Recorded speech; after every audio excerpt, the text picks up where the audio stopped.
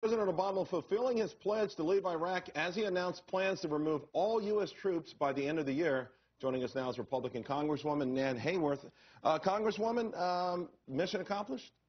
Charles, in many ways, mission has been accomplished in Iraq, but we are going to continue to keep a substantial State Department presence there, and I think that's appropriate. But this war has cost $800 billion at least 3,500 precious American lives.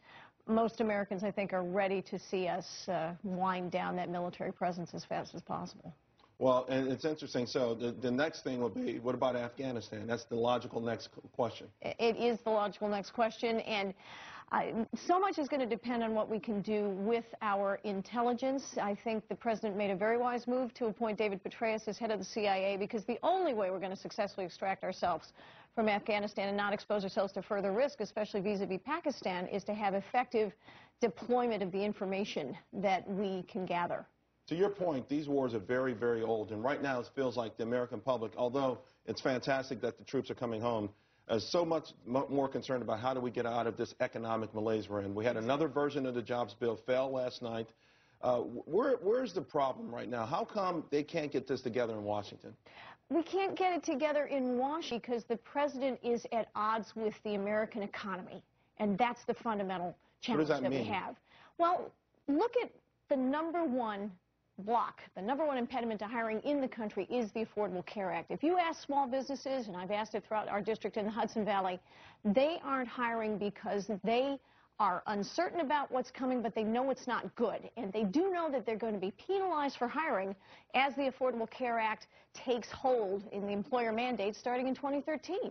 We should issue an executive order. The president should issue an executive order granting a waiver to all 50 states, as Governor Romney suggested, because that would be a tremendous boost right there, and that he could do in one stroke of the pen. Well, you know, when you say that, though, and know what it feels like, a lot of people watching, we've got the Occupy Wall Street. A lot of people feel like then maybe, just maybe, businesses are being selfish right now. Maybe they're looking out for their own self-interest. They're sitting on piles of cash. And that particular argument doesn't wash anymore. You know, we have created a climate in this country, and Shibani and Charles, you both know it, that is hostile to business. We have the highest business tax rates in the world. We have a tax code that is complex and unfair. That's the conundrum, though. That's the conundrum, because we know it because we're involved in the business arena, but the general public doesn't necessarily know it, so that probably means re-election is more important for the White House than maybe actually getting the economy going. Well, I think the president's agenda clearly is political. I mean, that much is apparent in the way he's proposed this Jobs Act. He's got a short-term break in taxes that will not provide the long-term climate relief that our businesses desperately need, and our consumers need it too. Give us a positive message and a sense of what's happening in Capitol Hill, because I think a lot of Americans feel very disenfranchised with what's happening, the gridlock that continues, and the politics that continue to pour out of Washington. And then we have the disenfranchised groups, these groups that are popping up with Occupy Wall Street. Well, some are disenfranchised, some just think they're not. Give us some reason to feel optimistic about the people who are making the laws and leading this country actually are in connection and in